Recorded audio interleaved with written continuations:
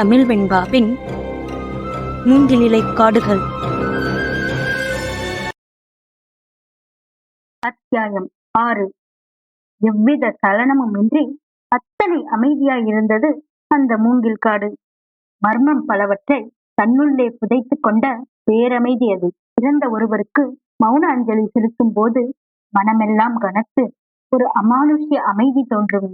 அப்படிதான் தோன்றியது அந்த காட்டை பார்க்கும்போது மணிமாறனுக்கும்.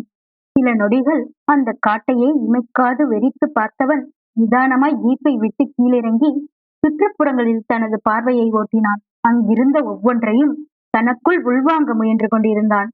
அந்த காட்டின் அமானுஷ்ய தோற்றமும் மூங்கில் இலைகளுக்கிடையே மெல்லியதாய் காற்று தவழ்ந்து செல்லும் என்ற ஓசையும் ஆள் அரவமற்ற அந்த பகுதியின் பயங்கரத்தை இன்னும் கூட்டி காட்டியது. பகல் வேளையில் கூட அதனுள் தனித்து செல்ல வேண்டுமென்றால் இன்னதென்று புரியாத பயம் ஒன்று மனதை கவ்வும். சுற்றிலும் பார்வையை ஓட்டியபடியே அந்த காட்டினுள் நுழைய முயன்றவனை ஒரு அவசர குரல் தடுத்தது. சாரே, நில்லுங்க! உச்சி வேளையில இந்த காட்டுக்குள்ள யாரும் போகக்கூடாது சாரே என்றபடியே ஓட்டமும் நடையுமாக அங்கே வந்து நின்றான் ஒருவன். கையில் நீண்ட ஒரு மூங்கில் தடியும் தலையில் கட்டிய துண்டும் வடித்து கட்டிய கைலியுமாக வந்து நின்றவனை கண்களால் எடை போட்டான் மாறன். அவன் குரலில் ஒட்டி கிடந்த அவசரமும் பதற்றமும் மாறனை யோசிக்க வைத்தது. யார் நீ? ஏன் இப்ப உள்ள போக கூடாது என அதட்டலாய் வினவியவன் அவனைத்தான் உன்னிப்பாய் கவனித்துக் கொண்டிருந்தான். என் பேரு பாண்டி சாரே, இந்த ஊரு வெட்டியா. இது உச்சி வேலை பாருங்க, ஏற்கனவே சாவு உளுந்த காடு. இந்நேரம் அதுக்குள்ள போறது மயானத்துக்கு நட்ட நடு ராத்திரியில போறதுக்கு சமம். செத்த பொண்ணுக்கு வேற இன்னும் 16 கும்பிட்டு சாங்கியம் கழிக்கல என்றான் அவன் விளக்கம் போல். 16 கழிக்கலைனா என்ன என்று கேள்வியாய் பாண்டியை பார்த்தான் மாறன். என்ன சாரே, விவரம் தெரியாம பேசிக்கிட்டு இருக்க? 16 கும்பிட்டு சாந்தி கழிக்கிற வரைக்கும் அந்த பிள்ளையோட ஆவி வாழ்ந்த வீட்டையும் செத்த இடத்தையும் தானே சுத்தி சுத்தி வரும். கன்னி பொண்ணு ஆவி வேற, சின்ன வயசுல எந்த சந்தோஷத்தையுமே அனுபவிக்காம செத்துருக்கு. உக்கிரமா இருக்கும் சாரே என்றான் பாண்டி. இதெல்லாம் நீங்க நம்புறீங்களா என்ன என்ற மாறனின் இதழ் கடையோரம் சின்னதாய் ஒரு புன்னகை நெளிந்தது. நம்புறீங்களாவா? நானே 2-3 தடவை அந்த பொண்ணோட ஆவியை இங்க பாத்திருக்கேன் சாரே. போனப்ப கட்டி இருந்துச்சே மஞ்சள் தாவணி, அத்த கட்டின்னு இந்த காட்டுக்குள்ளேயேதான் சார் சுத்திக்கின்னு இருக்குது என்றான் பாண்டி. அப்படியா? கிட்ட போய் பாத்தீங்களா? அந்த பொண்ணுதானா? தன்னோட சாவுக்கு யாரு காரணம்னு ஏதோ சொன்னிச்சா? அவன் குரலில் நக்கல் இல்லை என்றாலும் முகம் சிந்திய புன்னகையில் நக்களை தவிர வேறு எதுவும் இல்லை. நாஸ்தாரே, கிண்டல் பண்ற பத்தியா? நான் சொல்றது அத்தனையும் என் மனசறிஞ்ச சத்தியமான உண்மை. நம்புறதும் நம்பாததும் பொம்மை இஷ்டம் என்றவனை கண்டு மாறனின் புன்னகை பெரிதாய் விரிந்தது. சரிதான், இவ்வளவு சொல்லிட்டு இந்த நேரத்துல உனக்கு இங்க என்னப்பா வேலை என்றான் விசாரிக்கும் தோணியில் மாறன். நான் இருக்கதே இங்கதானே, எனக்கு இங்க என்ன பயம் சாரே என்றான் பாண்டி. ஓ, அப்ப என் நேரமும் இங்கதான் இருப்பீங்க. ஆனா அந்த ராத்திரி நேரத்துல கொடி இங்க வந்தது உங்களுக்கு தெரியல, அப்படிதானே என்றான் ஜீப்பில் சாய்ந்து நின்று கைகளை தோரணையாய் கட்டிக்கொண்டு.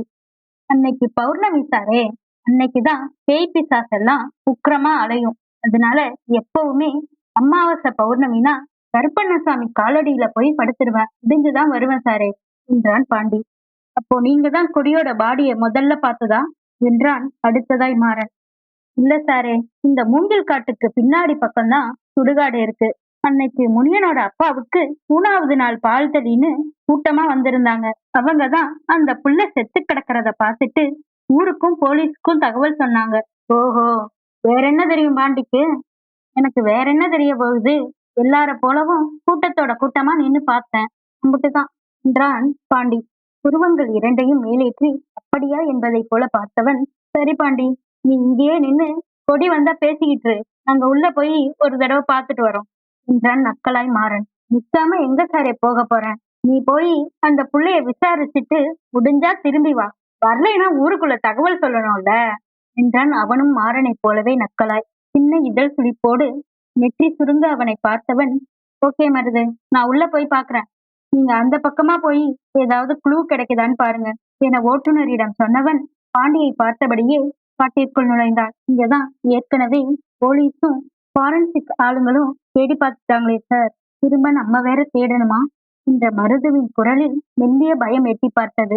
ஊருக்குள் அரசல் புரசலாய் அந்த மஞ்சள் சேலை அணிந்த பெண்ணை பற்றிய பேச்சு உச்சத்தில் இருப்பது அவருக்கும் தெரிந்துதானே இருந்தது. இன்று மருதுவை திரும்பி பார்த்தவன், வாங்குற சம்பளத்துக்கு நம்மளும் கொஞ்சம் வேலை பார்க்கணும் இல்லையா, அதனாலதான் போய் தேடுங்க என்ற மாறன் காட்டிற்குள் நுழைந்துவிட மருதுவும் வேறு வழியின்றி இன்னொரு பக்கம் தேட சென்றார். மணிமாறனை இந்த வழக்கிற்காக நியமிக்கும் போது இந்த ஊரை பற்றி நன்கு அறிந்த, வாகனமும் ஓட்டத் தெரிந்த காவலர் ஒருவரை உதவிக்கென்று கேட்டான். மேலதிகாரிகள் மருதுவை பரிந்துரைத்தனர். ஆனால் வந்த சில மணி நேரத்தில் அவன் தெரிந்து கொண்டது மருதுவிற்கு அவ்வளவாக இந்த வழக்கில் ஈடுபாடில்லை என்பதுதான். காய்ந்து கிடந்த மூங்கில் இலைகளின் ஊடே பார்வையை பதித்தபடி சந்தேகம் தோன்றிய சில இடங்களில் தனது பூட் காலால் காய்ந்த சருகுகளை கிளறியபடியே உள்ளே முன்னேறினான் மாறன். வேறு பக்கம் சென்ற மருது திரும்பி ஓட்டமும் நடையுமாக இவனை பின்தொடர்ந்து வருவது தெரிந்தது. ஏன் மருது, ராத்திரி நேரத்துல அந்த பொண்ணு எதுக்காக இங்க வந்திருக்கோம் என்றான். அவர் திரும்பி வந்ததை கவனத்திலேயே பதிக்காதவன் போல். அத நீங்க அந்த பொண்ணு கிட்டதான் சார் கேட்கணும் என தடிப்பாய் சொன்னவரை அவன் திரும்பி பார்த்து முறைக்க, இல்ல சார், எனக்கு எப்படி தெரியும்னு சொல்ல வந்தேன் என சட்டென்று இறங்கி வந்தார் அவர். உங்களுக்கும் வீட்டுல பசங்க இருக்காங்க தானே மருது? உங்க பொண்ணுக்கு இப்படி ஒரு நிலைமை ஏற்பட்டா இவ்வளவு அலட்சியமாதான் பதில் சொல்வீங்களா? பாதிக்கப்பட்டவங்கள உங்க சொந்தமா நினைங்க. அப்படி நினைச்சாலே குற்றவாளிய பிடிக்கணுங்கிற தீவிரம் உங்களுக்குள்ள வந்துடும் என்றவன் அவரின் பதிலை எதிர்பார்க்காமல் வேகமாய் முன்னே நகர்ந்து விட்டான். ஒவ்வொரு இடமாக தேடிக்கொண்டு வந்தவனுக்கு பெரிதாக தடயம் என்று எதுவும் கிடைக்கவில்லை. எத்தனை நேரமாய் அந்த காட்டிற்குள்ளேயே தேடிக்கொண்டிருக்கிறானோ அவனே அறியவில்லை. என்னமோ மனம் அங்கே ஏதோ துப்பு கிடைக்கும் என அடித்து கூறியது. கடிகாரத்தை சரிபார்க்க அதுவோ அவன் அங்கே வந்து 2 மணி நேரத்திற்கும் மேலாகிவிட்டதாக சொன்னது. அத்தனை பெரியதா அந்த மூங்கில் காடு என்ற சந்தேகம் தோன்றியவனுக்கு மருது ஏன் இன்னும் தன்னை அழைக்கவில்லை என்ற சந்தேகமும் சேர்ந்தே தோன்றியது. சற்று உறக்க அவர் பெயர் சொல்லி அழைத்தபடியே அவன் தேடிக்கொண்டே செல்ல எங்கும் அவர் இருப்பதாய் தெரியவில்லை. சோர்ந்து போனவன் திரும்பி செல்லலாம் என நினைத்தான். ஆனால் எத்தனை நடந்தும் அந்த காட்டிற்குள்ளேயே சுற்றி கொண்டிருப்பதைப் போல ஒரு பிரமை இல்லை. அதுதான் உண்மை. இதுவரை தைரியமாக இருந்த மனம் லேசாக அச்சம் கொள்ள துவங்கியது. அரும்பிவிட்ட வியர்வை துளிகளை புறங்கையால் துடைத்தபடியே வேக எட்டுக்களுடன் குறிப்பிட்ட ஒரு திசை நோக்கி நடக்கத் தொடங்கினான். அவன் அறிந்த வரையில் உளவியலின்படி ஒரு இலக்கை நிர்ணயிக்காமல் நடக்கும்போது ஒரு இடத்தை சுற்றி சுற்றி வருவோம் என்பது கூற்று. அப்படித்தான் தானும் நடந்து கொண்டிருக்கிறோமோ என எண்ணியவன் குறிப்பிட்ட ஒரு திசையில் இலக்கை நிர்ணயித்து முன்னிலும் வேகமாக நடக்கத் தொடங்கினான். செல்லும் இடங்களில் எல்லாம் தன்னிடம் இருந்த பேனா கத்தியால் ஒரு அடையாளத்தை உருவாக்கியபடியே சென்றான். சில 100 அடி தூரமே அவன் கடந்திருக்க கூடும். காலில் மிதிபடும் காய்ந்த சருகுகளின் ஓசையோடு சேர்த்து மிக மெல்லியதாய் ஒரு கொலுசொலி. அது கொலுசின் சத்தம் என இடிபடவே அவனுக்கு கொஞ்ச நேரம் தேவைப்பட்டது. புரிந்த நொடி தன்னால் இடம் புரியாத பயம் ஒன்று அவன் மனதில் ஏறி அமர்ந்து கொண்டது. போனப்ப கட்டியிருந்துச்சே மஞ்சள் தாவணி, அத்த கட்டைன்னு இந்த காட்டுக்குள்ளேதான் சுத்தின்னு இருக்குது என்ற பாண்டியின் குரல் அபஸ்வரமாய் அவன் காதுகளில் எதிரொலித்தது. மனதை ஒரு நிலையில் சமன்படுத்திக் கொண்டவன் தன்னை சுற்றிலும் பார்வையை ஓட்ட அப்படி எந்த உருவமும் அவன் கண்களுக்கு தெரியவில்லை. ஏன் இப்போது அந்த கொலுசின் சத்தம் கூட கேட்கவில்லை. கொஞ்சம் ஜெம்பு வர பெற்றவனாக மீண்டும் அவன் நடக்க இப்போது மீண்டும் அந்த கொலுசின் சத்தம். ஒரு நிமிடம் நின்று துடித்தது அவனின் இதயம். இல்ல தன்னை திடப்படுத்திக் கொண்டு சத்தம் வந்த திசையிலேயே முன்னேறினான் அவன். கிட்டத்தட்ட அவனின் இடதுபுறமாய் ஒரு 50 மீட்டர் தூரம் நடந்திருப்பான். இந்த இடத்தில் பாழடைந்த கிணறு ஒன்று இருந்தது. அதன் மேற்பக்கம் பெரிய இரும்பு கதவு கொண்டு மூடப்பட்டு பூட்டு போடப்பட்டிருந்தது.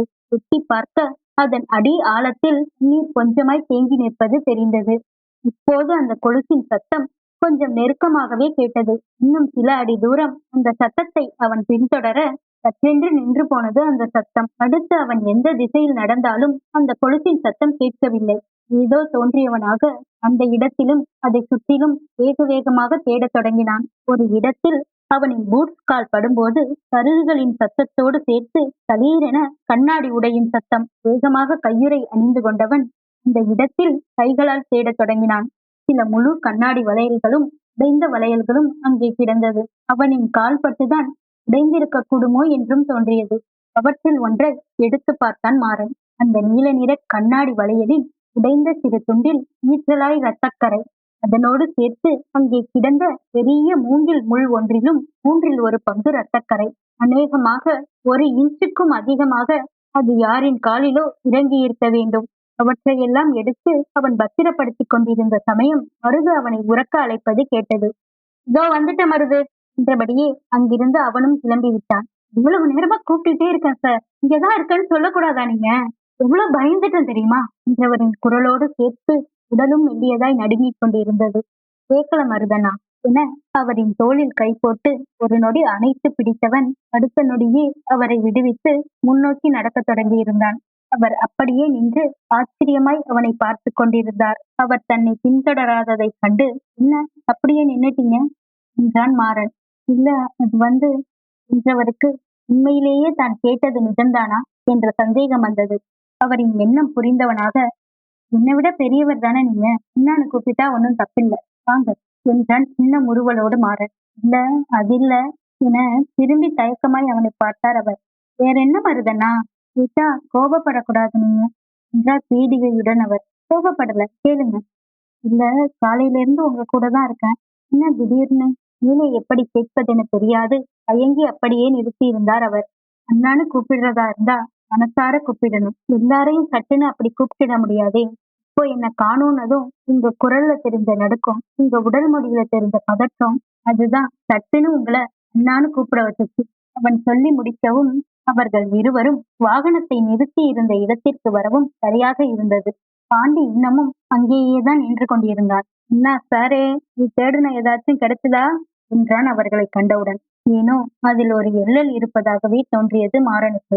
ஓ, கிடைச்சதே என்றவனை ஒரு நொடிக்கும் குறைவான நேரம் பாண்டி அதிர்ந்து பார்க்க அதை தனது மனப்பெட்டகத்துக்குள் குறித்து வைத்துக் கொண்டான் மாறன். என்ன கிடைச்சதுன்னு கேட்க மாட்டியா பாண்டி? அது அந்த பொண்ணே நீதான் அவளை கொன்னன்னு சொன்னான் என்றவன் இன்னும் அவனை ஊடுருவி பார்க்க வேகமாய் வியர்த்து விட்டிருந்தது பாண்டிக்கு. விளையாடாதீங்க சாரே என்றவனின் குரலிலுமே நடுக்கம்தான்.